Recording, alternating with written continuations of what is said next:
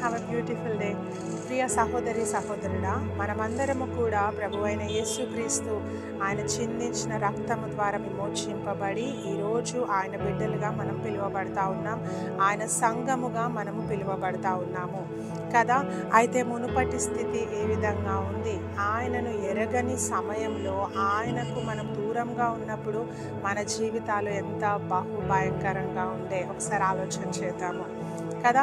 మనందరము కూడా తల్లి గర్భము నుండే మనము పాపులమై ఉన్నామని వాక్యం చెప్తా ఉంది. ఎన్నోసార్లు మనం దేవునికి అవిధేయత చూపించి ఉండొచ్చు, ఎన్నోసార్లు ఆయనకు ఆయాసకరమైన పనులు మనం చేసి ఉండొచ్చు, ఎన్నోసార్లు మనం ఆయనను దుఃఖపెట్టి ఉండొచ్చు కదా. అవన్నీ చాలాసార్లు మర్చిపోతాము. ప్రస్తుతం చూస్తే మనం ఏదో పరిశుద్ధుల్లాగా యాక్టింగ్ చేస్తూ ఉంటాం. నేనే తప్పు చేయలేదు, నేనే పాపం చేయలేదు అన్నట్టు మాట్లాడుతూ ఉంటాము.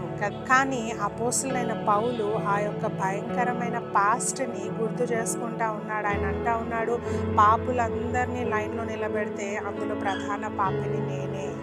ఒకవేళ పాపం చేసిన వాళ్ళందరినీ ఒక లిస్ట్ అవుట్ చేస్తే అందులో ఫస్ట్ నేనే వస్తాను, ఎందుకంటే నాకంటే భయంకరంగా పాపం చేసిన వారు ఎవరు ఉండరు అని పౌలు ఒప్పుకుంటా ఉన్నాడు. ఒకసారి చదువుకుందాం.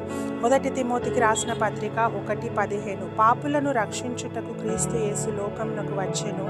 వాక్యము నమ్మదగినదియు పూర్ణాంగీకారమునకు యోగ్యమైనదియు నయ్యున్నది. అట్టి వారిలో నేను ప్రధానులను. పాపులందరిలో నేను ప్రధానుడను అని ఆయన ఒప్పుకుంటా ఉన్నాడు.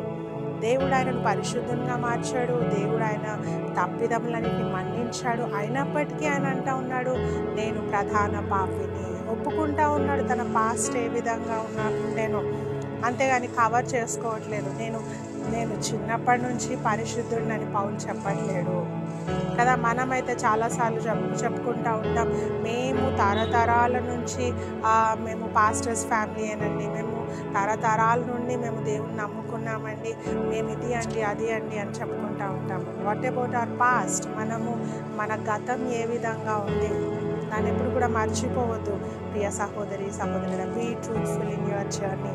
ఈ యొక్క జీవిత ప్రయాణంలో మనం ట్రూత్ఫుల్గా ఉండాలా, నిజాయితీగా ఉండాలా, నీతిగా ఉండాలా, నిజమే పలకాలా.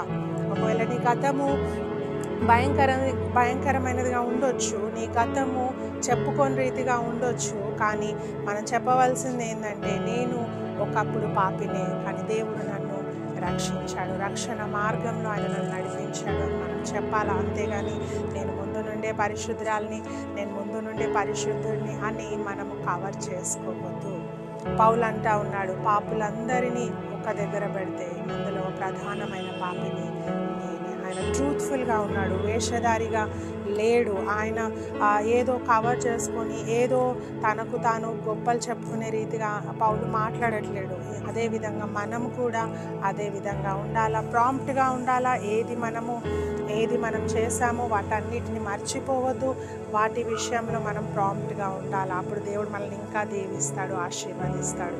God bless you all.